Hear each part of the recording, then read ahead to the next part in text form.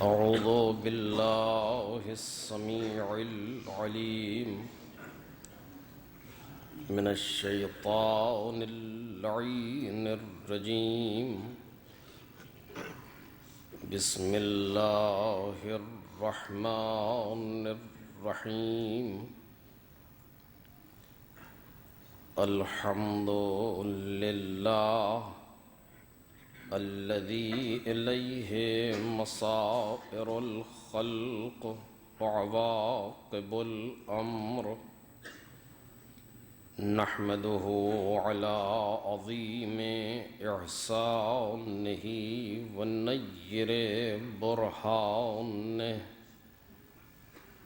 ونظام فضله وامتنانه، حمدا يكون لحقه قضاء ولشكره أداء، وإلى ثوابه مقربا ولحسن مزيده موجبا. والصلاة والسلام والتحية والإكرام على أمينه وحبيبه وخيرته من خلقه وحافظ سره ومبلغ رسالاته، العبد المرتضى والنبي المجتبى والرسول المصطفى أبي القاسم محمد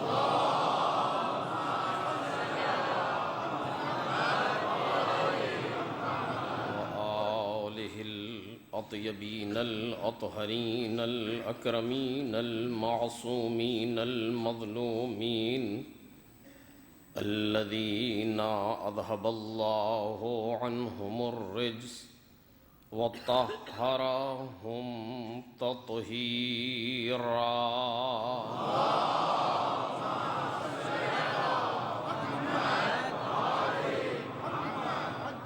لا سيما ابن الزهراء بقية الله وآيته الكبرى، واللعنة الأبدية على أعدائهم أجمعين. أما بعد، فقد قال الله الكريم في الذكر الحكيم: وجعلناهم أئمة يهدون بأمرنا وأوحينا إليهم فعل الخيرات وإقام الصلاة وإيتاء الزكاة وكانوا لنا عابدين.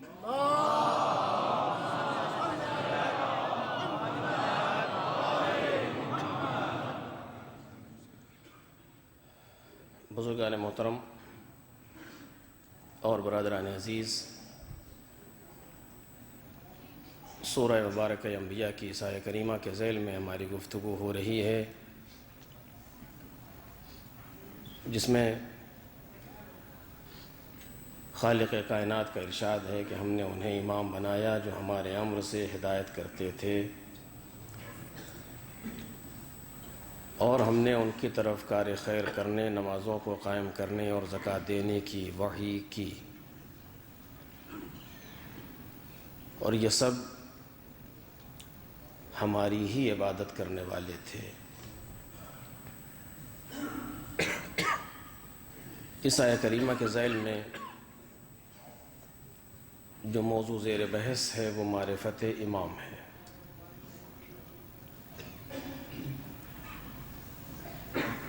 ہماری زندگی کا سب سے اہم مرحلہ یہی ہے کہ ہم اپنے امام کو پہچانیں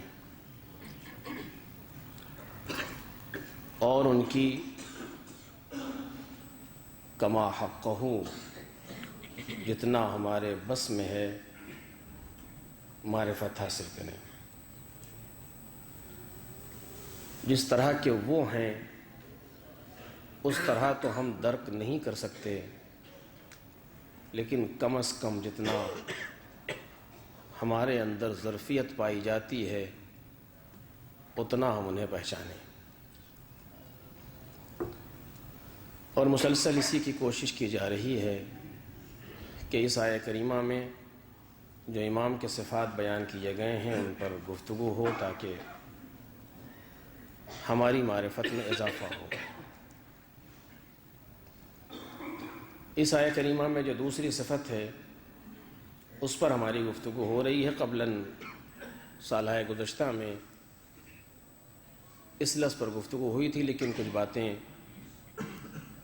جو رہ گئی تھیں انہیں بیان کیا جا رہا ہے۔ پہلی چیز تھی کہ ہم نے انہیں بنایا، اور دوسری چیز ہے کہ ہم نے انہیں امام بنایا۔ امام یعنی آگے رہنے والا، تمام صفات میں سب سے آگے، اس پر ہماری گفتگو ہے۔ کسی بھی صفت پر نظر ڈالی جائے، امام وقت تمام مخلوقات عالم سے آگے نظر آئے گا۔ کوئی بھی صفت کمال ہو، کوئی بھی صفات باری تعالی ہو، اس کا ظہور امام سے ہے۔ سال گزشتہ اس پر گفتگو ہوئی، اور اس میں امام سب سے آگے ہے دوسری مخلوقات کے مطابق۔ آج ایک لفظ کہنا ہے وہ یہ کہ یہ تو طے ہے کہ امام تمام صفات میں سب سے آگے ہیں۔ اس سے زیادہ جو سخت اور اہم مسئلہ ہے وہ یہ کہ ہم امام کو تمام صفات میں آگے سمجھیں۔ یہ دو الگ الگ مرحلے ہیں۔ کل بھی ہم اس لفظ اختیار پر گفتگو کر رہے تھے کہ امام کا آگے ہونا ایک مسئلہ ہے، اور ہمارا انہیں مقدم سمجھنا دوسرا مسئلہ ہے۔ کائنات میں کسی مخلوق میں یہ طاقت نہیں ہے کہ امام کی اطاعت سے انکار کر دے۔ کوئی مخلوق کائنات میں ایسی نہیں کہ جو امام کی اطاعت سے انکار کر دے۔ نہیں، امام جس بات کا حکم دیں گے مخلوقات عالم کو اسے انجام دینا ہے، اور اس کے فضائل کے نکات اور تاریخی چیزیں الا ماشاء اللہ موجود ہیں کہ جس چیز کا امام نے حکم دے دیا وہ چیز عمل میں آئے گی، وجود رکھتی ہو اس سے پہلے یا نہ رکھتی ہو، اس سے بحث نہیں ہے۔ ایسا نہیں ہے کہ کوئی چیز موجود ہو اس کا حکم امام دے، نہیں، یہ ضروری نہیں ہے۔ اگر شے وجود میں نہ بھی ہو اور امام فرما دیں تو اسے وجود میں آنا پڑے گا۔ یہ ہے، یہی فرق ہے ہماری صداقت میں اور ان کی صداقت میں۔ ہم ایسے سچے ہیں کہ واقعے کے مطابق گفتگو کریں، یہ ایسے سچے ہیں کہ واقعہ ان کی گفتگو سے مطابقت کرے۔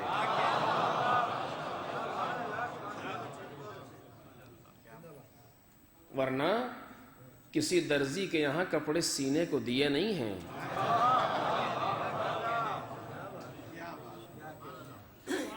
لیکن اگر صدیقہ کی زبان پر یہ ہے کہ کل تمہارے کپڑے درزی لائے گا،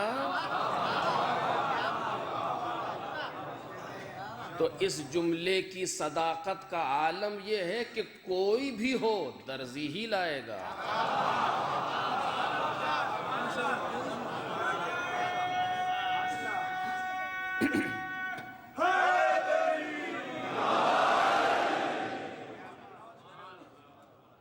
ورنہ آپ دیکھیں کہ بعض جگہ ایسی ہوتی ہیں کہ جہاں عنوان کی اہمیت ہوتی ہے. عنوان جو انسان رکھتا ہے شخصیت حقوقی کے اعتبار سے اس کی اہمیت ہے. آپ کے دروازے پر کوئی دق الباب کرے، کون کہ میں یہ کپڑے لے کر کے آیا ہوں، درزی ہوں، اس کی اہمیت زیادہ ہے یا کوئی یہ کہے کہ میں یہ کپڑے لے کر کے آیا ہوں پریزیڈنٹ کا پی ایس ہوں مثلا، اس کی اہمیت زیادہ ہے؟ کا قابل قیاس نہیں ہے. پریزیڈنٹ نے کوئی چیز بھیجی ہو اس کا مسئلہ ہو، کوئی عام درزی لا رہا ہو اس کا مسئلہ، قابل قیاس نہیں ہے. اس کی بڑی اہمیت ہے ہمارے سامنے، دوڑتے ہوئے باہر آئیں گے لینے کے لیے. اگر آنے والا یہ کہتا کہ انا رضوان الجنہ اور تاریخ اس کو لکھتی کہ رضوان جنت کپڑے لے کر کے آیا تو اس کی کتنی اہمیت ہوتی. تم رضوان جنت صحیح، تمہارا عہدہ اپنی جگہ پر درست محفوظ، لیکن آج جب اس دروازے پر جاؤ گے تو خبردار اگر رضوان کہہ دیا تمہیں وہی کہنا پڑے گا کہ جو اس صدیقہ کی زبان پر آیا.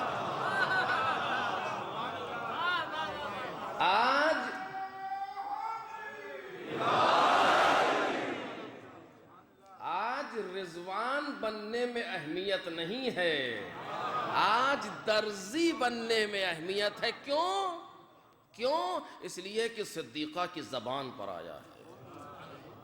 یہ واقعے کے محتاج نہیں ہے کہ اس کے مطابق گفتگو کریں تاکہ ان کی صداقت ثابت ہو.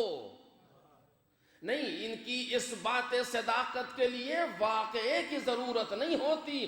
واقعہ محتاج ہے کہ اپنے آپ کو ان کے لبوں سے نکلے ہوئے جملوں کے مطابق کرے. یہ مسئلہ ان حضرات کا ہے، کوئی آسان مسئلہ نہیں ہے. امام اگر کوئی لفظ کہہ دے تو شے اگر نہ ہو تو وجود میں آنا پڑے گا. اور اب یہ عجیب گفتگو ہے لیکن بہرحال مجھے اس سے بحث نہیں ہے اس وقت. اور تاریخ میں اتنا زیادہ اس قسم کے واقعات موجود ہیں کہ آخر اشرا تک پڑھا جا سکتا ہے کہ جہاں پر مولا کائنات کے زمانے میں، دوسرے ائمہ کے زمانے میں، دوسرے مقامات پر جو لبوں سے کہہ دیا کائنات میں وہ ہو رہا ہے. اور یہ ایسا نہیں ہے، میں نے کل بھی کہا تھا، یہ ایسا نہیں ہے کہ معجزہ ہے کوئی، نہیں، یہ واجب الاطاعہ ہے کائنات پر، اور کائنات اطاعت کرے گی. توجہ کریں، اس میں غلو نہیں ہے، اس میں ان کو آگے بڑھا دینا نہیں ہے، چونکہ آگے تب بڑھیں گے جب ہمیں حد پتہ ہو. غلو اس وقت ہوگا جب ہمیں حد معلوم ہو کہاں ہے یہ. نہیں، مسئلہ یہ ہے کہ یہ واجب الاطاعہ کس چیز پر ہے. اب آپ دیکھیے جناب امام صادق علیہ السلام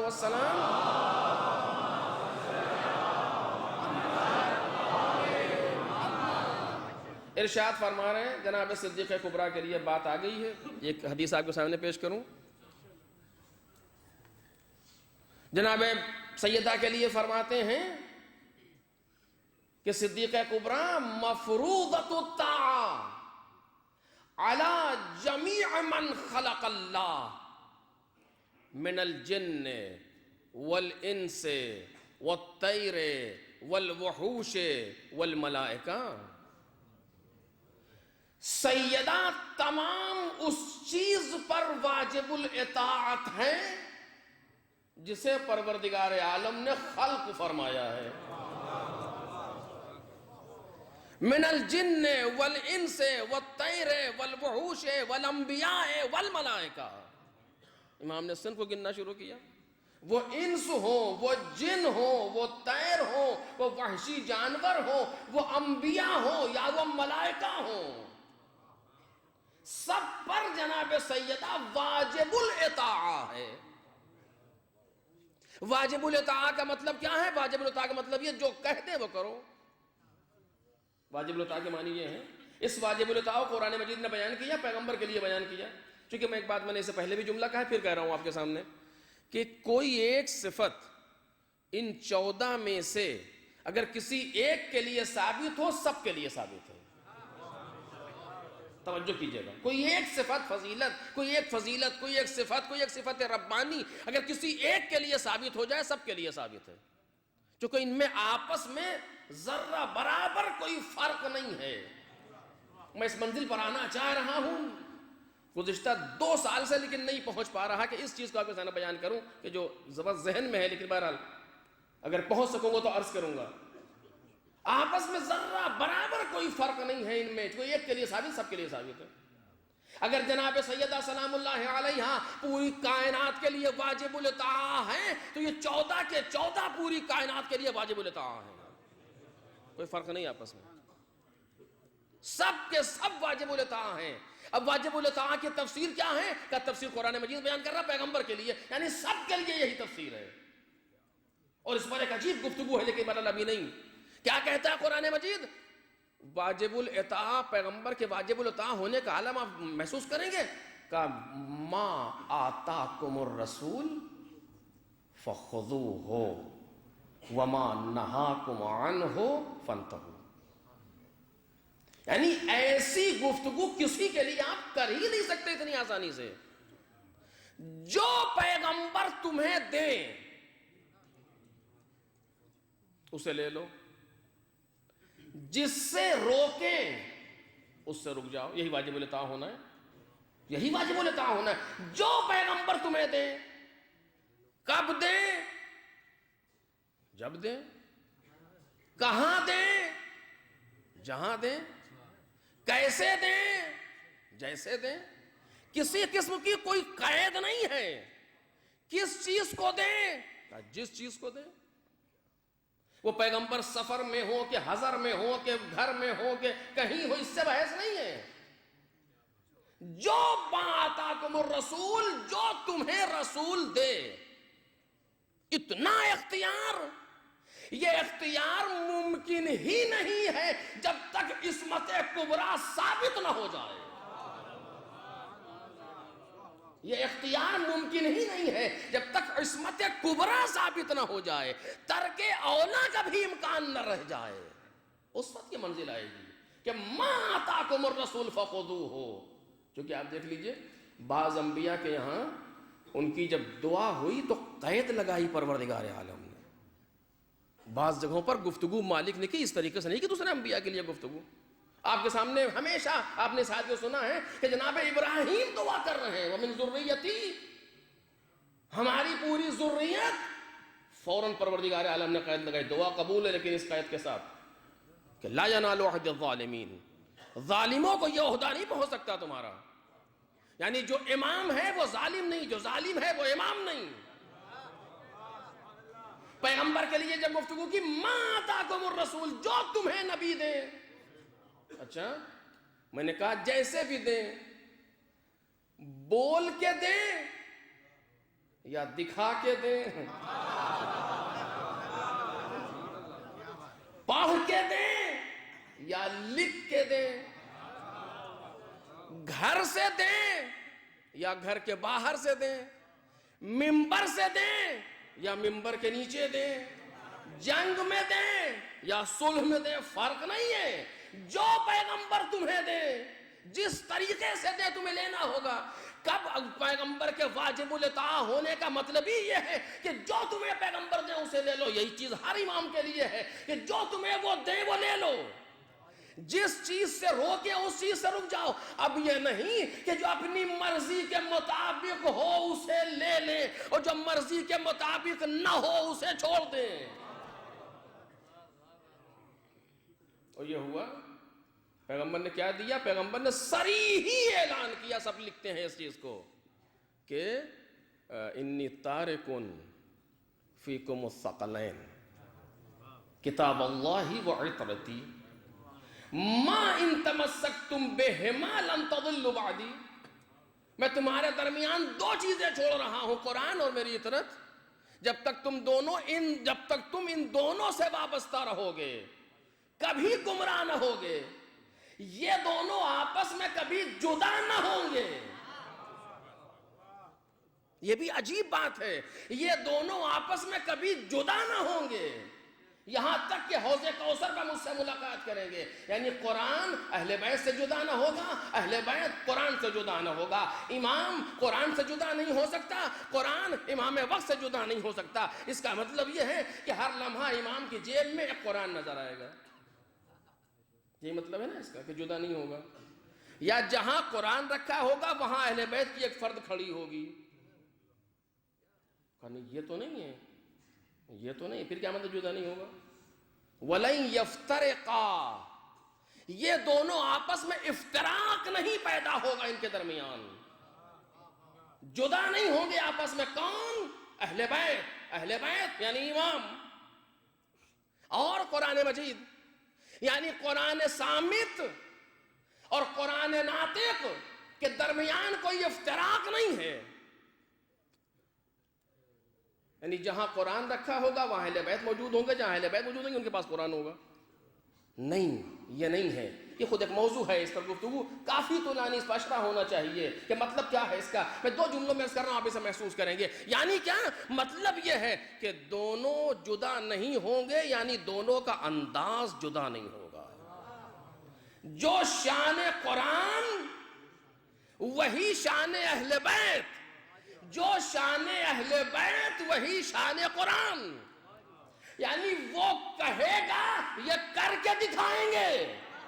توجہ کیجئے جو بات عرض کر رہا ہوں، کبھی وہ کہے گا یہ کر کے دکھائیں گے، کبھی یہ کریں گے تو وہ کہے گا۔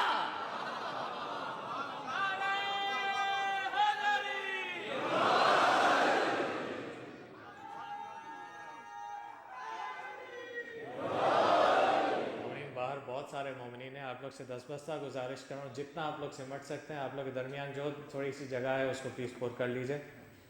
ایک باواز بلند صلوات پڑھیے۔ اور بہت سارے مومنین ہیں،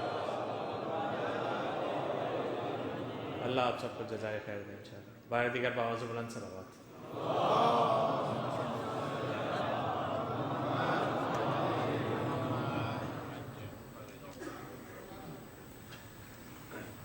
ایک صلوات پڑھیں محمد اور آل محمد۔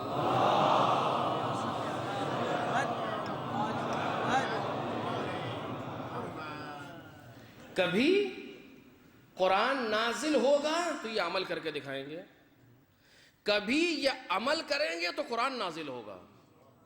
ایسا اتحاد، ایسی یگانگت آپس میں کہیں اور ہو تو دکھائیے۔ آیہ نجوہ نازل ہوئی، مولا کائنات نے عمل کرنا شروع کیا۔ سب نے لکھا ہے کہ اس آیہ کریمہ پر، آیہ نجوہ پر کسی نے عمل کیا ہی نہیں سوائے علی بن ابی طالب کے۔ آپ اہل سنت کی تفسیر بھی اٹھا کر کے دیکھیں، شیعوں کی تفسیر اٹھا کر کے دیکھیں کہ آیہ نجوہ پر صرف اور صرف علی بن ابی طالب نے عمل کیا ہے۔ پہلے آیت نازل ہوئی، بعد میں مولا کائنات کا عمل سامنے آیا۔ اور صرف یہی ایک آیت ہے جس کو آغا کوئی نہ تسلیم کیا کہ منسوخ نہیں ہے، ناسخ و منسوخ ہے۔ صرف یہی ایک آیت ہے قرآن مجید کی ناسخ و منسوخ میں۔ یہ ایک مرحلہ تھا کہ پہلے آیت نازل ہوئی تو علی بن ابی طالب نے عمل کیا۔ دکھانا ہے کہ قرآن اور اہل بیت میں کس طریقے سے اتحاد ہے۔ پہلے آیت نازل ہوئی تو علی نے عمل کیا، اور ایک مرتبہ مولا کائنات عمل کر رہے ہیں تو آیت آ رہی ہے۔ وہ کون سی آیت؟ آیہ نجوہ پہلے ہے، علی ابن ابی طالب کا عمل بعد میں ہے، اور مولا کا رکوع میں انگوٹھی دینا پہلے ہے، آیہ بالآیت بعد میں ہے۔ ایک صلوات پڑھتے ہیں محمد۔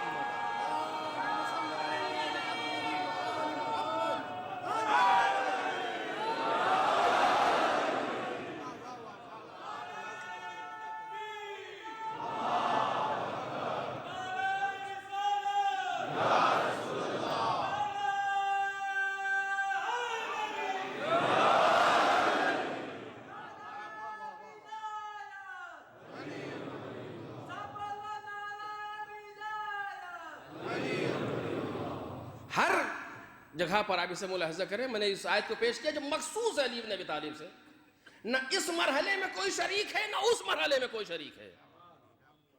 یعنی اس آیت کریمہ جہاں پروردگار عالم نے بیان کیا انما ولیکم اللہ ورسولہ الی آخر، کہ یہ آیت میں صیغہ جنگ تو آ رہا ہے لیکن اس پر عمل صرف علی بن ابی طالب کا ہے. پہلے انگوٹھی دی تو آیت نازل ہوئی، پہلے آیت نازل ہوئی، نجوہ مولا کائنات نے عمل کیا. توجہ کیجئے، جو شان ادھر ہے وہی شان ادھر ہے، کوئی فرق آپس میں نظر نہیں آ رہا. بس ایک بات یہاں پر عرض کروں، بات آ گئی ہے تو کہہ دوں آپ کے سامنے، توجہ کیجئے گا. مولا کائنات کی ایک حدیث ہے کہ لو احبنی جبل لتحافت، اگر پہاڑ مجھ سے محبت کرے تو ریزہ ریزہ ہو جائے. اچھا، نہج البلاغہ مولا کائنات، لو احبنی جبل، محبت علی بن ابی طالب خیرات نہیں ہے. محبت علی بن ابی طالب اتنا عجیب عنوان ہے کہ جو ہم سے نہیں شروع ہوتا، ہم سے پہلے کچھ لوگ اپنی طہارت کا ثبوت دیں تو یہ محبت ہم میں منتقل ہو.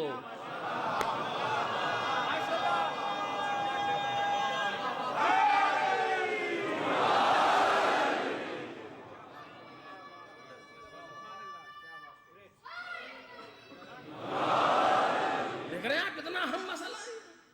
ایسی خیرات نہیں جو بٹ رہی ہو ہر ایک کو مل جائے، نہیں، ضروری ہے کہ پہلے ہم سے پہلے طہارت رہی ہو، پاکیزگی رہی ہو تو یہ محبت آئے. اب پریشان نہ ہو کون محبت کرتا ہے کون نہیں کرتا. بعض لوگوں کی ٹیکنیکل مجبوری ہے محبت نہ کرنا.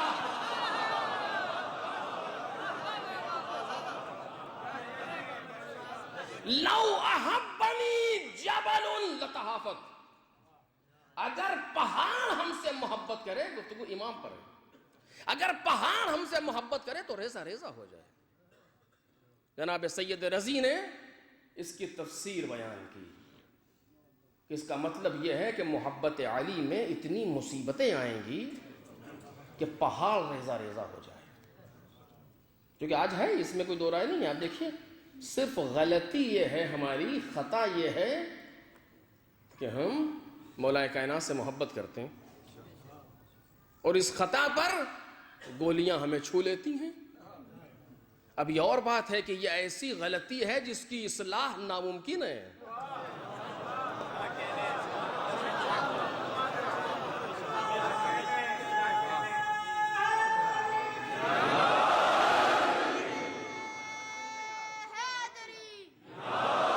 اس کی اصلاح ناممکن ہے، یہ غلطی ہے اور ہم اس غلطی اور اس خطا پر خوشحال ہیں.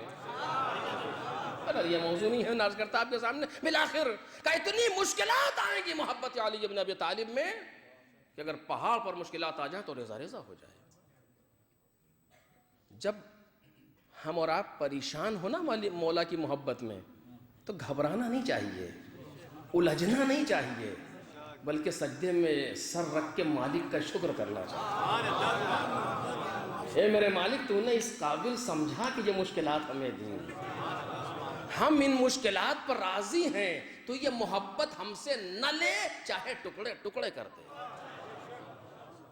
ہمیں فاقے کرنا گوارا ہے، یہ محبت ہم سے نہ چھین. ہمیں بھوکے رہنا گوارا ہے، یہ محبت ہم سے نہ چھین. ہم نے اس بات کو پہلے بھی کہا ہے لیکن اب جملہ آ گیا ہے تو عرض کر رہا ہوں عزیزو کہ قیامت میں خدا کسی کی دلجوئی نہیں کرے گا، کسی گروہ کی. تم نے اچھا عمل کیا ہے خوب، وہ جنت ہے ادھر جاؤ، برا عمل کر کے آیا ہے جہنم ادھر چلو. کب اس کو بیان کروں گا یعنی کیا، لیکن بالآخر ابھی تو نہیں. ہم سے مطلب نہیں ہے تم نے کیا کیا، اچھا کیا یا برا کیا، تمہاری اپنی منزل ہے، وہ اچھا عمل ہے وہ جاؤ ادھر جنت ہے، تمہارے لیے وہ مقام ہے. کسی کی دلجوئی پروردگار عالم نہیں کیا کہ تم نے اچھا کیا، بحث نہیں تم نے اپنے لیے کیا جو کیا. صرف ایک گروہ ہے، صرف ایک گروہ ہے. وہ کون سا گروہ؟ جس نے علی بن ابی طالب کی محبت میں فاقے گوارا کر لیے، حرام کی طرف ہاتھ نہیں بڑھایا. ایسے گروہ کی خدا دلجوئی کرے گا، اچھا کیا تم نے، اچھا کیا تم نے، توجہ کرا نا۔ تو معمولی مسئلہ نہیں ہے کہ لو احبنی جبل لتحافظ، اگر پہاڑ ہم سے محبت کر لے تو ریزہ ریزہ ہو جائے۔ سید رضی تفسیر کر رہے ہیں اس کی کہ اس کا مطلب یہ ہے کہ اتنی مشکلات آئیں گی علی بن ابی طالب کی محبت کرنے سے، اگر محبت نہیں کرنا ہے انسان خارج ہو جائے دائرہ محبت علی بن ابی طالب سے، اور اگر محبت کرنا ہے تو مشکلات کے لیے آمادہ رہیں۔ ہم نے تاریخ میں یہی دیکھا ہے کہ جتنا قریب ہے علی بن ابی طالب کے اتنے مشکلات زیادہ ہیں، چاہے وہ میثم تمار رہے ہوں، چاہے وہ ابو ذر غفاری رہے ہوں، چاہے وہ سلمان فارسی رہے ہوں، چاہے وہ ترمہ بن عدی رہے ہوں، جو بھی ہو، جتنا قریب جو ہوتا چلا گیا علی بن ابی طالب سے اتنا مشکلات کے لیے آمادہ ہوتا چلا گیا، اتنا قدرت اس کو آزماتی چلی گئی، کیونکہ آزمایا اسی کو جاتا ہے جو کچھ ہو۔ سخت امتحان کو ہر کس و ناکس سے نہیں لیا جاتا، اسی سے سخت امتحان لیا جاتا ہے جس پر بھروسہ ہوتا ہے، اس پر اعتماد ہوتا ہے۔ خوب بالآخر یہ ایک تفسیر ہے، لیکن مجھے یہ بیان نہیں کرنا تھی آپ کے سامنے، میرا مقصد یہ نہیں ہے۔ جناب آیت اللہ جوادی عملی حفظہ اللہ تعالی اس کی دوسری تفسیر کر رہے ہیں، توجہ کیجئے جو میرے موضوع میں ہے، کہ لو احبنی جبل لتحافظ، اگر پہاڑ مجھ سے محبت کرے تو ریزہ ریزہ ہو جائے۔ اس کے معنی کیا ہیں؟ سید رضی نے بیان کیا، اس کا مطلب یہ ہے اتنی مصیبتیں آئیں گی کہ پہاڑ ریزہ ریزہ ہو جائے۔ سید رضی کی اس بات کے اوپر آیت اللہ جوادی عملی حاشیہ لگاتے ہیں کہ سید رضی نے بہت ابتدائی معنی بیان کیے ہیں، توجہ کیجئے۔ یہ ہے معرفت کی منزل اپنی اپنی، اور یہ ہے علم کا عروج کہ جو آج علم عروج کی طرف جا رہا ہے۔ کہتے جناب سید رضی نے ابتدائی معنی بیان کیے ہیں۔ ممکن ہے سید رضی جس وقت معانی بیان کر رہے ہیں ان کی نظر میں اور بھی دقیق معانی رہے ہوں، لیکن سمجھنے کی صلاحیت نہیں ہے۔ پہلا آسان مرحلہ دیا جا رہا تھا، انسان اسے محسوس کرے، کوئی آئے گا اس کے اوپر گفتگو کرنے والا۔ انہوں نے اس کے معنی بیان کیے، اگر پہاڑ محبت کر لے کتنی مصیبتیں اس پر نازل ہوں گی کہ ریزہ ریزہ ہو جائے۔ جناب جوادی عملی کہتے نہیں، مطلب اس حدیث کا یہ نہیں ہے، یہ تو بڑا ابتدائی معنی ہے جو سید رضی بیان کر رہے ہیں، نہیں بس کہ اس آیت کا، اس حدیث کا مطلب یہ ہے، توجہ کیجئے گا عزیزو، اس حدیث کا مطلب اتنا دقیق ہے۔ اللہ رے کلام امام، سچ کہا کہنے والے نے کہ کلام الامام امام الکلام، امام کا کلام تمام کلاموں کا امام ہوا کرتا ہے۔ ایک لفظ میں اتنی گفتگو، ایک لفظ میں اتنے معانی، لو احبنی جبل لتحافظ، میں رک کر کے بیان کر رہا ہوں تاکہ میرے بچوں تک بات پہنچ جائے۔ توجہ کیجئے، قرآن مجید اپنے اندر ایک آیت رکھتا ہے، اور وہ آیت کیا ہے آپ نے سنا ہے اس سے پہلے بھی، لیکن میں اس عنوان سے عرض کرنا چاہتا ہوں، اور وہ یہ کہ لو انزلنا هذا القرآن على جبل لرأيته خاشعا متصدعا من خشیت اللہ، اگر ہم اس قرآن کو پہاڑ پر نازل کر دیتے تو تم دیکھتے کہ پہاڑ خوف خدا سے ریزہ ریزہ ہو گیا۔ یہ قرآن کی شان ہے، یہ صرف ایک بیان فضیلت نہیں ہے، میں پہلی تقریر سے یہ بات کہہ رہا ہوں، یہ صرف ایک بیان فضیلت نہیں ہے کہ جس سے قرآن نے بیان کیا، جس سے ہم کہتے ہیں مبالغے میں کوئی چیز قرآن میں مبالغہ تاکہ تم اس کو سمجھ لو، ایسا نہیں ہے۔ قرآن حقیقت کو بیان کر رہا ہے۔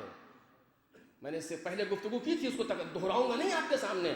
ہمارے سامنے جو قرآن ہے یہ قرآن کا وجود کتبی ہے، صرف یہ وہ نہیں ہے جو نازل ہوا پیغمبر پر، وہ تو پیغمبر سے آگے بڑھا ہی نہیں۔ میں کہہ چکا ہوں، دوبارہ نہیں کہوں گا اس چیز کو، چار وجود، وہ تو پیغمبر سے آگے بڑھا ہی نہیں، پیغمبر پر نازل ہوا۔ انا انزلناہ فی لیلۃ القدر، ہم نے اسے نازل کیا شب قدر میں۔ کسے؟ جو ہماری لائبریری میں رکھا، یہ تو ابھی کا چھپا ہے، 5 سال پہلے کا مسئلہ، یہ اسی قرآن کا وجود لیکن کتبی ہے۔ وہ جو پیغمبر پر نازل ہوا تھا وہ کیا تھا؟ کہ وہ تو کسی کو نصیب ہی نہیں ہوا۔ وہ تو کسی کو ملا ہی نہیں، پیغمبر کے قلب پر رہا. قلب سے مراد روح، یعنی قرآن اگر اپنی نورانی شکل میں، قرآن اگر اپنی روحانی کیفیت میں اور معنوی کیفیت میں پہاڑ پر نازل کر دیا جاتا تو پہاڑ ریزہ ریزہ ہو جاتے. جس طریقے سے ایک معمولی سا کوئی آپ بم اگر کسی جگہ پھینکتے ہیں اڑا دیتا ہے ساری چیزوں کو، کتنی کیفیت ہے یہ. اگر قرآن اپنی اس معنوی کیفیت میں اور اس نورانی کیفیت میں، وہ تجلی الہی کی کیفیت میں پہاڑ پر نازل ہو جائے تو چونکہ نور ہے، چونکہ تجلی ہے، چونکہ عالم معنی کا ہے، عالم ملکوت کا ہے، اگر اس عالم مادہ پر آتا، اس عالم مادہ میں اتنی طاقت نہیں تھی کہ قرآن کو برداشت کر لیتا. اسی لیے ہم نے اہتمام کیا کہ آدم سے شروع کر کے بشریت کو وہاں پہنچائے کہ پیغمبر کو سمجھنے کی طاقت پیدا ہو. ایک ایسا پیغمبر بھیجوں جس میں اتنی صلاحیت ہو کہ قرآن کو برداشت کرے. یہ معمولی مسئلہ نہیں ہے، اسے ہمیں سمجھنا چاہیے اور اپنے بچوں کو سمجھانا چاہیے. قرآن اپنی اس نورانی کیفیت میں اگر نازل ہو جاتا تو اس زمین میں برداشت کرنے کی صلاحیت نہیں تھی، یہ کائنات تہوالا ہو جاتی اس قرآن کے ذریعے سے. لہذا پیغمبر کو پہلے بھیجا گیا اور پیغمبر پر خاکی پیکر چڑھایا گیا کہ تم بھی نورانی کیفیت میں نہ جانا ورنہ یہ تمہیں برداشت نہ کر سکیں گے. تم خاکی پیکر میں جاؤ تاکہ لوگ تم سے مصافحہ بھی کر سکے، تم سے استفادہ بھی کر سکے، تمہارے پاس بھی رہے، لیکن تمہاری باطنی کیفیت اتنی قوی ہو کہ قرآن مجید کو برداشت کر لے اپنے اندر. یہ کیفیت پیغمبر کی ہے، وہ نورانی کیفیت قرآن کی. یعنی حقیقت قرآن اس کائنات کے بس کی بات نہیں. حقیقت قرآن کو برداشت کیا حقیقت پیغمبر نے. اگر قرآن اپنی اس حقیقت کے ساتھ دنیا پر نازل ہو جاتا ہے، پہاڑ پر نازل ہو جاتا ہے تو پہاڑ ریزہ ریزہ ہو جاتے. آیت اللہ جوادی عاملی کہتے ہیں اگر اس آیت کو سمجھ لیا تو جو کیفیت قرآن مجید کی ہے وہی کیفیت ولائے علی بن ابی طالب کی ہے.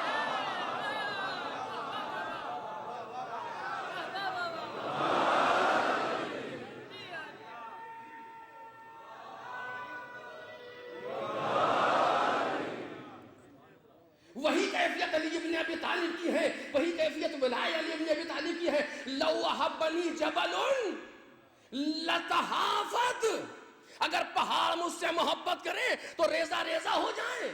لو انزلنا هذا القرآن على جبل لرأيته خاشعا متصدعا من خشية الله، اگر قرآن اس پہاڑ پر نازل ہو جاتا تو پہاڑ ریزہ ریزہ ہو جاتا. اسی طریقے سے لو انزل ولایت علی على جبل لرأيته خاشعا متصدعا من خشية الله، اگر ولایت علی پہاڑ پر نازل ہو جاتی تو پہاڑ ریزہ ریزہ ہو جاتا. کیوں؟ اس لیے کہ لن یفترقا، ان دونوں میں افتراق نہ ہوگا. جو شان قرآن ہے وہی شان اہل بیت ہونی چاہیے. ایک صلاۃ پڑھ دے محمد رہا.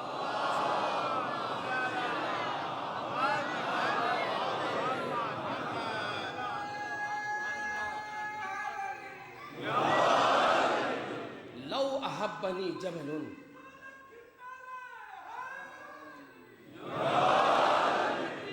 احبنی جبل لتحافظ کے معنی یہ ہیں. وہ ابتدائی مطلب ہے کتنی مصیبتیں آئیں گی کہ پہاڑ ریزہ ریزہ، نہیں، خود ولایت کی کیفیت ایسی ہے.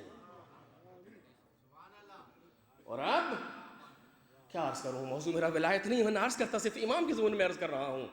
اور اب توجہ کریں، ولایت کی کیفیت ایسی ہے کہ اگر پہاڑ پر نازل ہو جائے لو انزل ولایت علی علی جبل لرأيته خاشعا متصدعا من خشية الله. کیوں؟ اس لیے کہ جو شان قرآن ہے وہی شان اہل بیت ہے. جو قرآن صامت کا انداز ہے وہی قرآن ناطق کا انداز ہے. اگر قرآن صامت پہاڑ پر نازل ہو جائے تو ریزہ ریزہ ہو جائے، اگر قرآن ناطق پہاڑ پر نازل ہو جائے تو ریزہ ریزہ ہو جائے. اب آپ نے پہچانا، ایک لفظ کہہ رہا ہوں، آپ اہل نظر ہیں، غور کیجئے گا. مولائے کائنات، چونکہ بحث امام کی ہے صرف اس لیے عرض کر رہا ہوں، مولائے کائنات ہر نبی کے ساتھ تھے، ہر نبی کے ساتھ. اس کو روایات نے بھی بیان کیا، خود مولا نے بھی بیان کیا. میں ہر نبی کے ساتھ تھا مگر پوشیدہ تھا، مخفی تھا، اور ان کے ساتھ ظاہر بظاہر ہر نبی کے ساتھ تھے۔ جب نبی پر کوئی مشکل آتی تھی تو مشکل کشا نظر آتا تھا، ہر جگہ۔ کہاں ہے آپ نے بیان کیا ہے، اس کو تفسیر نہیں بیان کرنا چاہتا آپ کے سامنے، ہر ایک جگہ ساتھ، لیکن کسی کے ساتھ ظاہر بظاہر نہیں ہے، سامنے نہیں آئے۔ ولائے علی کا مسئلہ کسی نے نہیں چھیڑا۔ آپ دیکھ رہے ہیں نا انبیاء میں، جناب آدم سے لے کر کے جناب خاتم تک کسی نے ولایت کا مسئلہ نہیں چھیڑا۔ سب نے یہ خبر دی ایک آئے گا آخری پیغمبر، آخری نبی آئیں گے، آخری نبی آئیں گے، یہ بیان کرتے رہے لوگ۔ ولایہ اصلی علی کے مسئلے کو نہیں چھیڑا کسی نے، اور آپ دیکھیں تو بتائیں کہیں نہیں، یہاں تک کہ پیغمبر آیا، پیغمبر نے بھی آتے ہی اس مسئلے کو نہیں بیان کیا، اعلان کر دیا میرے بعد یہ ہوگا، لیکن بیان نہیں کیا ابھی۔ لوگوں سے نمازیں پڑھوائیں، لوگوں سے روزے رکھوائے، لوگوں سے حج کروایا، لوگوں سے جہاد کروایا، لوگوں سے امر بالمعروف نہی عن المنکر، تمام اعمال انجام دیے۔ اور جب یہ سمجھ لیا کہ اب بشریت اس قابل ہو گئی،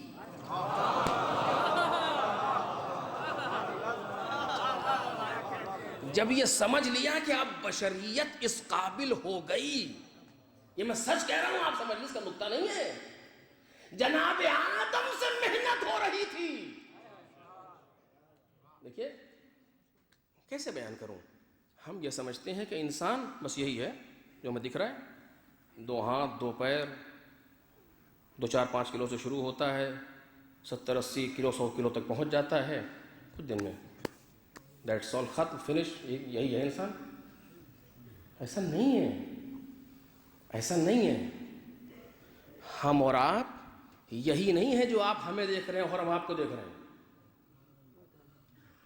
یہ بہت سخت ہے، یہ ہمارا ایک بہت پست رخ ہے جس کو آپ دیکھ رہے ہیں، اور یہ آپ کا بہت پست رخ ہے جو میں دیکھ رہا ہوں، یعنی ایک دوسرے کو جو دیکھ رہے ہیں، یعنی یہ بعد مادی، یہاں تو پیر اور یہ ناک، جس کے لیے انسان پریشان ہے، ساری تک و دو، جبکہ یہ پست رخ ہے انسان کا۔ کیوں؟ اور اس میں بہت دلائل ہیں، لیکن کہاں تک دوں؟ انسان کا جو اہم اور بلند رخ ہے وہ اس کا معنوی پیکر ہے، جس کو روح کہا جاتا ہے۔ یہاں جو آپ چل رہے ہیں، اگر روح اس سے ہٹ جائے تو ان سے بدبو آئے گی، یہ سڑ جائیں گے، یہ دیکھنے کے قابل نہ رہ جائیں گے، ہے کہ نہیں ایسا؟ اگر یقین نہیں، یا قبر کھود کے دیکھیں لوگوں کی کیا حال ہے۔ یعنی بعض اوقات ہمارا اپنا عزیز لیکن پریشان ہے، جلدی دفن کرو، لاش خراب ہو رہی ہے۔ کل تک تو آپ اس سے لپٹے ہوئے تھے، تم چھوڑ نہیں رہے تھے، آج کیا پریشانی ہے؟ کہا نہیں ہو گیا، ختم ہو گیا۔ کیا ہوا؟ روح سے رشتہ منقطع ہو گیا۔ وہی جسم تو ہے جس پر کل آپ مرے جا رہے تھے، کہا ہے تو وہی کا پھر، اور روح نکل گئی۔ یعنی کوئی چیز تھی جو اس کو باقی رکھے ہوئے تھی۔ اصل وہ پیکر ہے انسان کا، میں سچ کہہ رہا ہوں میرے عزیزوں آپ سے، اصل وہ ہے، یہ نہیں۔ اس کو تو آپ بڑے اچھے انداز میں دیکھ رہے ہیں، وہ کیسا ہے اس کے دیکھنے کے لیے بھی یہ آنکھیں نہیں چاہیے، اس کے دیکھنے کے لیے کوئی اور آنکھ چاہیے۔ بڑے حاجی ہیں، کہاں؟ مولانا میدان عرفات چھلک رہا، کہہ رہے کہاں کا؟ دیکھو کہ کہاں کا، آپ دیکھو، ایک اشارہ، کیا ہوا؟ ان آنکھوں کو بند کر دیا، دوسری آنکھوں کو کھول دیا۔ اب جو دیکھا تو وہی جو نظر آ رہے تھے، انسان میں کچھ اور نظر آنے لگے، اور اکا دکا انسان نظر آ رہے ہیں یہاں وہاں کہیں۔ کہ مولا یہ جلدی سے اس کو ہٹائیے، کیا کیا آپ نے؟ اب سے برداشت نہیں ہو رہا۔ دیکھ رہے ہیں اصل وہ ہے انسان کا رخ، یہ نہیں ہے جو ہمارے سامنے ہے۔ آج اگر ہم نے نیک عمل انجام کیا اس رخ پر اچھا اثر پڑتا ہے، اگر برا عمل انجام دے رہے ہیں ہمارے اس پہلو پر برا اثر پڑتا ہے، وہ ضعیف بھی ہوتی ہے وہ قوی بھی ہوتی ہے۔ یعنی کون روح؟ وہ خوبصورت بھی ہوتی ہے وہ بدصورت بھی ہوتی ہے، اس میں صحت بھی پیدا ہوتی ہے اس میں مرض بھی پیدا ہوتا ہے۔ کون روح؟ وہ ہماری کیفیت، اس کو بلندی عطا کرنے کے لیے جناب آدم سے سلسلہ شروع کیا خدا نے۔ اس کو بلندی عطا کرنے کے لیے نہیں، یہ تو جو کا تو ہے، بلکہ گھٹ رہا ہے۔ کل کا انسان بڑا لمبا چوڑا ہوتا تھا، آج کا انسان دھیرے دھیرے گھٹتا جا رہا ہے، کہاں تک گھٹے گا پتہ نہیں ہے۔ یعنی جن تلواروں سے وہ لوگ لڑا کرتے تھے ہمارا اٹھانا مشکل ہے، یہ ہے انسان کے لیے۔ بعد جسمانی کا مسئلہ نہیں ہے، اصل بعد روحانی ہے انسان کا۔ اس بعد روحانی کو قوی کرنے کے لیے جناب آدم سے سلسلہ شروع کیا اور جناب خاتم تک پروردگار لے گیا، اور ایک کے بعد ایک اتنا بعد معنوی انسان کا قوی ہوتا گیا کہ انبیاء کو سمجھنے کی صلاحیتیں پیدا ہوتی چلی گئی، یہاں تک کہ آخری نبی آ گئے۔ آخری نبی نے آ کر کے اپنی تعلیمات کے ذریعے سے اور قوی کیا انسان کو، یہ جسمانی پیکر نہیں اس روحانی پیکر کو قوی کیا جو انسان کے ہمارے اور آپ کے ساتھ ہے۔ اور جب سمجھ لیا کہ اب اس منزل پر پہنچ گیا ہے کہ ولایت علی کا تحمل کر سکے، نمازوں کے ذریعے سے اس کو صحت دی، نمازوں کے ذریعے سے اسے قائم کیا، روزوں کے ذریعے سے صحت دی، جہاد کے ذریعے سے قوی کیا، حج کے ذریعے سے اس کو بلند کیا۔ جب اتنا کر لیا پیغمبر نے تب آواز دی من کنت مولا ہو۔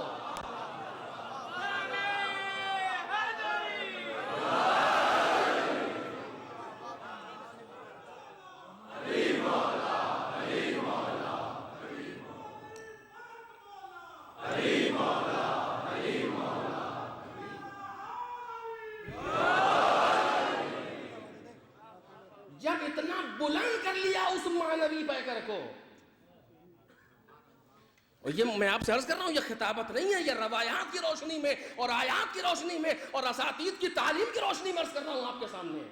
جب اتنا بلند کر لیا انسان کے معنوی پیکر کو کہ اب اس میں صلاحیت ہے کہ تحمل کر سکے ولایت علی ابن ابی طالب کو، تب آواز دی من کنتم مولا۔ سلسلہ شروع کب سے ہوا؟ جناب آدم سے۔ سب نے انسان کی روحانی کیفیت پر محنت کی، تعلیمات الہی کے ذریعے سے، توحید کے ذریعے سے، نبوت کے ذریعے سے، رسالت کے ذریعے سے، اور جتنی اخلاقی تعلیم ہے، جتنی اعتقادی تعلیم ہے، جتنے احکام الہی ہیں، ان کے ذریعے سے انسانیت کو بلند کرتے چلے گئے، یہاں تک کہ پیغمبر تک پہنچا دیا، اور پیغمبر نے اور بلند کیا۔ اور جب وہ کیفیت پیدا ہو گئی انسان کے اندر کہ اب بیان کر سکے، اب سمجھ میں آیا راز کیا ہے۔ توجہ عزیزو، اب سمجھ میں آیا کہ راز کیا ہے، کیونکہ کام شروع ہوا تھا آدم سے۔ انسان کے معنوی پیکر کو بلند کرنے کے لیے، انسان کے روحانی پیکر کو بلند کرنے کے لیے آدم سے کام شروع ہوا، پیغمبر تک آیا۔ اب سمجھ میں آیا خدا نے کیوں کہا وَإِن لَمْ تَفْعَلْ فَمَا بَلَّغْتَ رِسَالَتَهُ، اگر آپ نے اسے نہ پہنچایا تو کار رسالت انجام نہیں دیا۔ ایک صلوات پڑھ دے محمد اور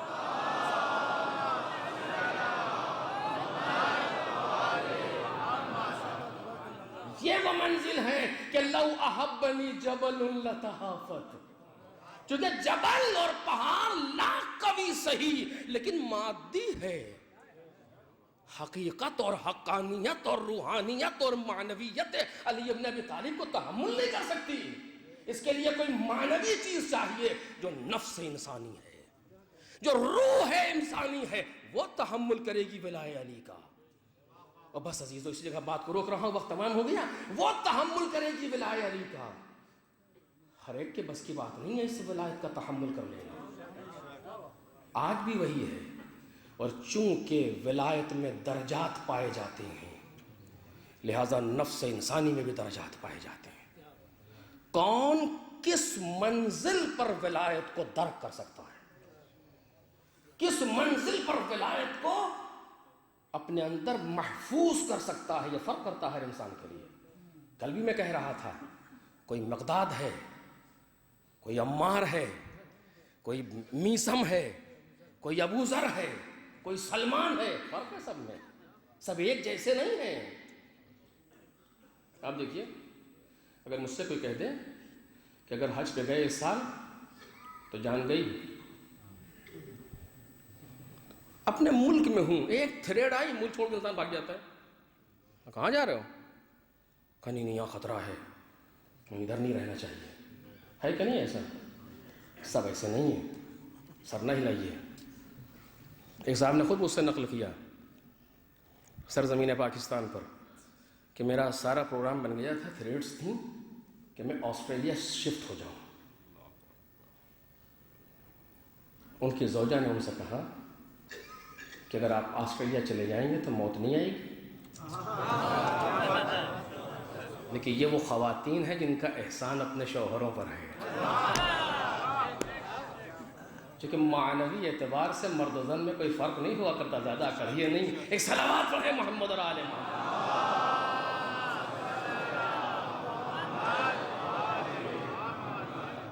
آئی صدا ملائکہ دیکھو زمین پر, مٹی لگی ہے ابن علی کی جبین پر.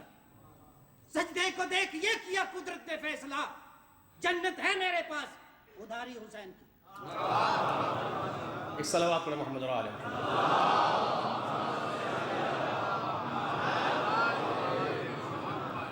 کہیں اگر آپ آسٹریلیا چلے جائیں گے تو موت نہیں آئے گی, نہیں مریں گے. سوچا کہ نہیں موت تو آئے گی, تو کہا ایک کافر ملک میں جا کر کے یوں ہی مر جانا بہتر ہے یا یہاں رہ کے نام حسین پہ شہید ہو جانا بہتر ہے.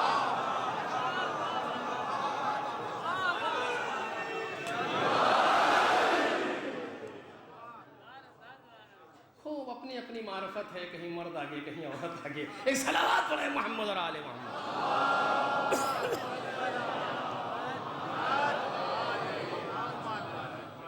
درجات ہے ولایت کے, درجات ہے معرفت کے. کون کس منزل پر جا رہا ہے, کس کی ولایت اسے کہاں تک لے جاتی ہے. کوئی سلمان ہے, کوئی بوزر ہے, کوئی کچھ ہے, کوئی کچھ ہے. تھریڈ مل گئی ہلکی سی بھاگے چلے جانے. حد ہوگی تو پہلے ہی محبت نہ کرتے جب پتا تھا. اور آپ دیکھیے, مولا یہ بتائیے کہ میری موت کیسے آئے گی. کہ تمہاری موت؟ کہ جی ہاں. کہ اس درخت پر سولی دی جائے گی. مجھ جیسا ہوتا درخت کے ہیچ شہر نہیں ملک چھوڑ دیتا, لیکن وہاں کیا انداز ہے, روز آ کر کے درخت میں پانی دیتے. دیکھ رہے ہیں یہ کیا ہے, یہ مذاق نہیں ہے, شوقی نہیں ہے. ہماری اور آپ کی زندگی پریکٹیکل کا عمل روزانہ دیکھیے, ایک ہلکا سا کسی نے ٹیلی فون کیا راستہ بدل دیتے ہیں. ہے کہ نہیں ہے, یہ بہت جان کے بچانا واجب ہے, یوں ہے تو ہے, ساری چیزیں. دشمنوں کی آنکھوں میں آنکھ ڈال کے گفتگو کرو. اگر علی سے محبت کرنا ہے ورنہ ہٹ جاؤ کنارے. تاریخ میں اس طرح کے لوگ موجود ہیں کہ بادشاہوں نے وقت انگوش بدندہ ہے, یا انسان ہے یا کیا ہے. آج تک جس کو ہم نے مارا اتنا خون تو نہیں نکلا, ایک بڑھیا میں اتنا خون کہ تیری حیبت سے خون لوگوں کو سوکھ جاتا تھا, لیکن اس کے دل میں علی کی محبت تھی, تیری حیبت کا کوئی اثر نہیں تھا. ہاں ہمارا شرعی وظیفہ اپنی جگہ پر, ہم شجاع ہیں, دیوانے نہیں, وہ الگ موضوع ہے. لیکن روزانہ آ کر کے درخت میں پانی دیتے ہیں.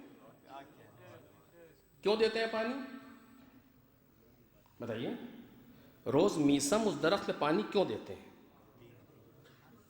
اس لیے کہ درخت سوکھ نہ جائے. نہیں, یہ تو میسم کی معرفت پر ضرب ہے. یہ تو میسم کی معرفت پر ضرب ہے. کیوں ضرب ہے؟ جب علی نے کہہ دیا کہ اس درخت پر سولی دی جائے گی تو یہ درخت رہے گا.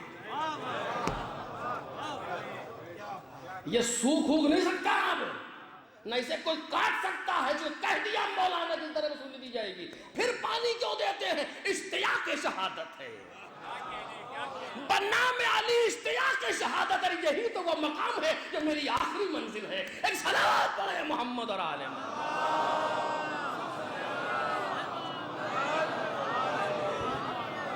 یہی تو وہ جگہ ہے جو میری آخری منزل ہے۔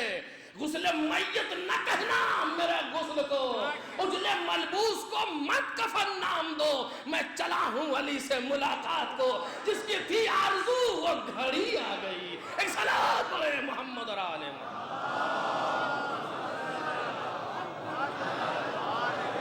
ولائے مولا کائنات، ولائے مولا کائنات، یہ امام ہیں۔ گفتگو حال شروع کل اس لیے گفتگو کروں گا، یہ امام ہیں، ہم انہیں امام مانتے ہیں کہ نہیں، یہ دوسرا مسئلہ۔ ایک امام ماننا ہے زبان سے، وہ سبھی مانتے ہیں، ایک امام ماننا ہے دل کی گہرائیوں سے، یہاں پر آ کر کے چھٹنا شروع ہوتی ہے۔ ایک امام ماننا ہے اپنی زندگی میں عمل کے میدان میں، یہاں پر آ کے لوگ چھٹنا شروع ہوتے ہیں۔ یہ محرم، یہ مجلسیں، یہ سب کچھ اسی لیے ہے کہ ہم حسین ابن علی کو اپنا امام مان لیں، ہم حسین ابن علی کو اپنا راہنما مان لیں۔ ماننے سے مراد زبان سے نہیں، سارے کے سارے مانتے ہیں الحمدللہ، نہیں، اس روح کی گہرائیوں میں اتر جائے، اس منزل پر آ جائے جہاں حسین لے جانا چاہتے ہیں۔ یہ دوسرا مسئلہ ہے، یہ سخت ہے، یہ ہر ایک کے بس کی بات نہیں ہے، لیکن دعا ضرور ہے مالک مجھے وہاں تک پہنچا دے۔ یہ بہت بڑا مسئلہ ہے۔ آپ دیکھیے کیسے عرض کروں، مجھ جیسا انسان تو کہنے کے قابل بھی نہیں ہے۔ کوئی گناہ سامنے آئے، ایسے موقع پر حسین کا چہرہ انسان کے سامنے آ جائے اور انسان گناہ سے دور ہٹ جائے، اس کا مطلب یہ ہے یہ حسین کو امام مانتا ہے۔ کوئی گناہ سامنے آیا، لہو میں ڈوبا ہوا حسین اس کے سامنے آ جائے، فوراً ہاتھوں مولا نہیں، کم از کم ماہ محرم، اشرہائے محرم، سفر، یہ پریکٹس ہے، استمرار ہے۔ عہد کریں اپنے مولا سے، ہم اور آپ سب سے پہلے میں اپنے لیے کہہ رہا ہوں، ہم اور آپ سب عہد کریں مولا سے، نہیں غیبت نہ، خبردار مولا حسین۔ چند دن جب انسان آگے بڑھتا ہے تو نئے کیفیت بدل جاتی ہے، کیفیت بدل جاتی ہے، اور وہ منزل آتی ہے کہ جب انعام دینے کا موقع ہو اور انسان نہ ہو تو مولا اسے بلاتا ہے۔ دیکھ رہے ہیں آپ کتنے ایسے ہیں جو امام حسین کے ساتھ ہیں، مولا نے ایسی تقریریں کی ہیں کہ لوگ چلے جائیں، سچ کہہ رہا ہوں آپ سے، ایسی تقریریں کی کہ لوگ چلے جائیں۔ حسین چاہتے نہیں ہیں ایسے لوگ ہمارے ساتھ آئیں، ایسے لوگ ہمارے ساتھ ہیں، ہم نہیں چاہتے، وہ آئے جو واقعاً آنا چاہتا ہے۔ ہٹا رہے ہیں لوگوں کو، لوگ فوج جمع کرتے ہیں ایسے موقع پہ، ہم فوج نہیں جمع کر رہے، نہیں، ہمیں وہ چاہیے جو کربلا کی ضرورت ہے، جن کی زندگی کربلا سے ہماہنگ ہے، جو کل میں آپ کے سامنے عرض کر رہا تھا۔ کتنوں کو حسین ابن علی ہٹاتے چلے گئے، لیکن انہی میں کچھ ایسے ہیں جن کو بلایا ہے۔ بھیا جب سے آئی ہوں دشمنوں کا لشکر پہ لشکر،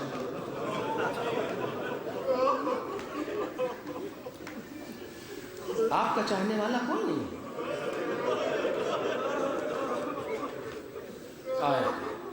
آئے دق الباب ہوا کون؟ انا برید الحسین، بل لفظ حسین کا زبان پر آنا تھا، دوڑتے ہوئے آئے، دروازہ کھولا، کیا لائے ہو؟ یہ نامہ لائے ہو۔ دیکھا من حسین ابن علی ابن ابی طالب الى الرجل الفقیہ حبیب ابن مظاہر، चूमा, सर से लगाया, लिफाफे को चाक किया, नामा निकाला, देखा, हबीब मेरी निस्बत रसूल से तुमसे बेहतर कौन पहचाने? हम दुश्मनों में घिर गए हैं मेरी मदद के लिए। हुसैन इब्न अली को मदद नहीं चाहिए, हुसैन इब्न अली को हबीब को उस मंजिल पर ले जाना है। मेरा हबीब है, इसने जिंदगी मेरे लिए गुजारी है, यह हर कदम पर मुझे याद करता है, यह हर कदम पर मेरे लिए सोचता है। मैं कैसे छोड़ दूं इसे, मैं कैसे छोड़ दूं इसे? घोड़े को गुलाम के हवाले किया, फला जगह जाकर इंतजार कर। हबीब बाजारों में टहलते हुए आए, तो कूफे के हालात ऐसे हैं कि निकल नहीं सकते। जब उस जगह पहुंचे हैं तो अजीब मंजर देखा। तारीख ने लिखा, घोड़ा जमीन पर टापे मार रहा है और इजहारे बेचैनी कर रहा है। और गुलाम कहता है, घबराता क्यों है? अगर आका हबीब ना आए ना, मैं चलूंगा।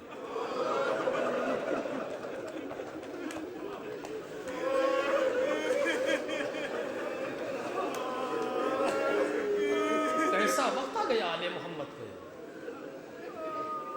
हबीब का दिल फट गया, घोड़े पर सवार हुए चले। गुलाम को वापस करना चाहा, मौला आज वापस नहीं कर,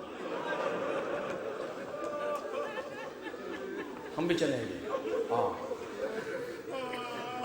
असहाबे हुसैन ने देखा कूफे की तरफ से गर्द बुलंद हुई, लोग तलवारें लेकर के खड़े हुए कि दुश्मन ने हमला तो नहीं कर दिया।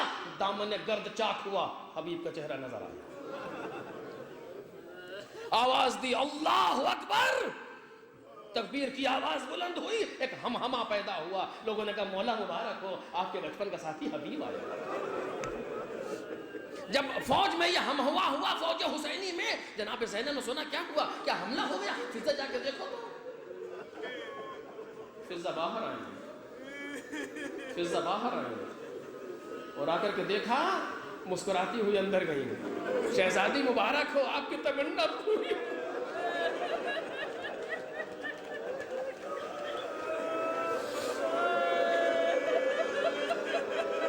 बीबी आपकी आरज़ू पूरी हो गई। क्या हुआ? कि आपके भाई के बचपन का दोस्त हबीब इब्न मज़ाहिर आया है। पूरी तारीख करबला में जनाब ज़ैनब का दूसरा सलाम नहीं है। अजीज़ों, लोग आने वाले और भी आए हैं। ज़ैनब ने किसी को सलाम नहीं कहलाया। ज़ैनब के सलाम के लिए लियाकत चाहिए थी, जो हबीब इब्न मज़ाहिर में थी। कहती है, फिज़ा जाके हबीब को मेरा सलाम।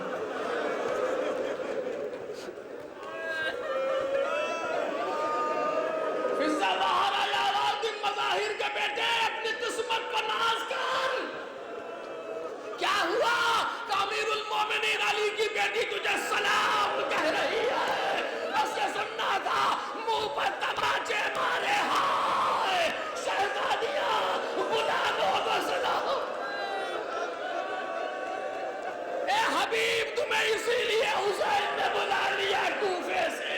अरे तुम कैसे देखते ये सैदानियां उसी कूफे में नाम महरमों का मजमा।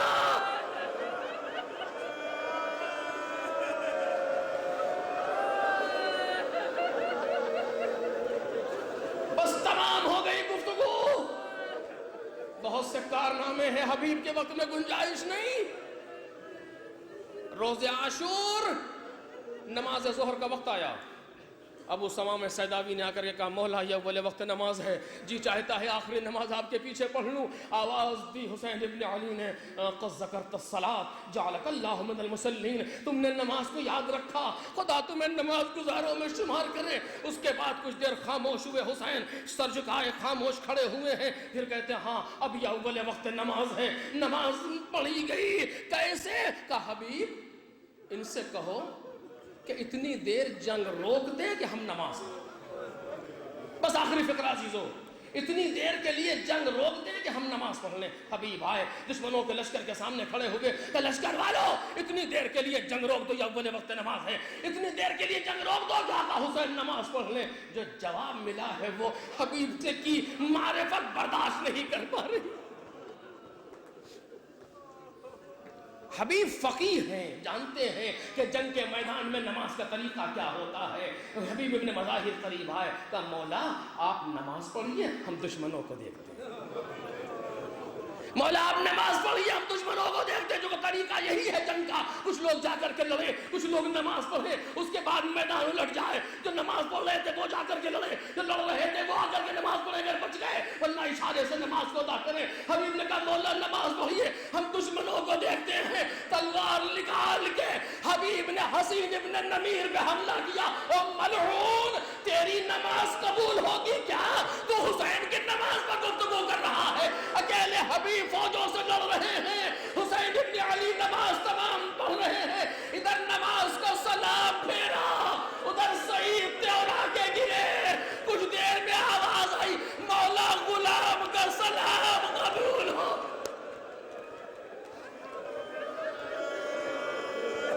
حسین ابن علی حبیب ابن مظاہر کے لاشے پر آئے. آواز للہ درک یا حبیب لقد كنت فاضلا تختم القرآن فی لیلۃ واحدہ.